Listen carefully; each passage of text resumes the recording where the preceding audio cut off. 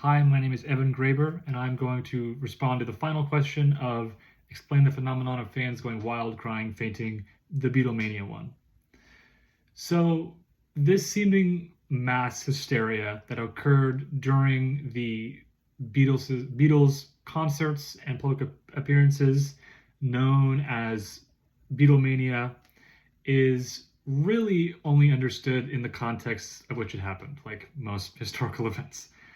But looking at this one specifically, we can see a post-war world. We just got out of a war that's entrenching the world in this sort of like postmodern thinking. And then at the same time, we've got the increased use of television. The world is televised, and for the first time, we have a way for a record amount of people to be in the loop on the same thing. People being in the loop on pop culture. Everyone knows to some extent who has a TV what's going on.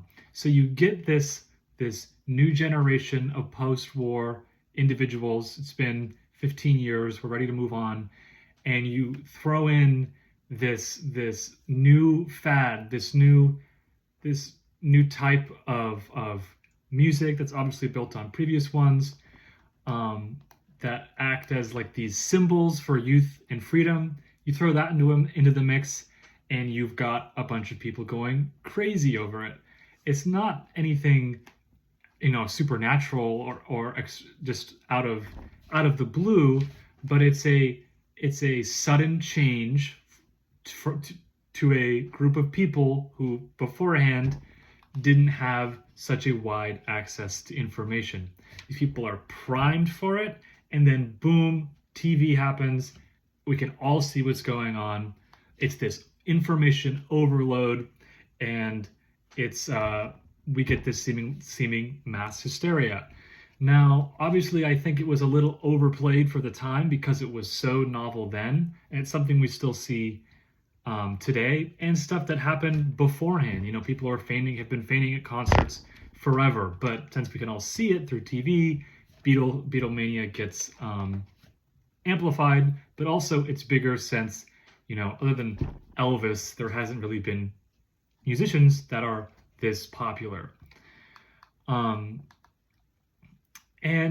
it's important to mention that they weren't just like music. This wasn't just a case of people loving a musician so much that they go crazy on a very surface level. Like it was that, but that's not the whole story. They were not only this versatile group of musicians that could connect to so many people, they acted as like a symbol. It's this symbol of this youth, this forward movement, this ability to all get together. It's something novel. It's something to engage in, and that feels good when you're a young person in a post-war era that you want to feel good. You want to push the needle forward. You want to be a part of something bigger. As far as like today, how do we see this? I think in like stan culture as a whole idea is a good example of this still being a thing. Although nowadays it seems to be less like fainting and more like just arguing a ridiculous amount online for your favorite artist.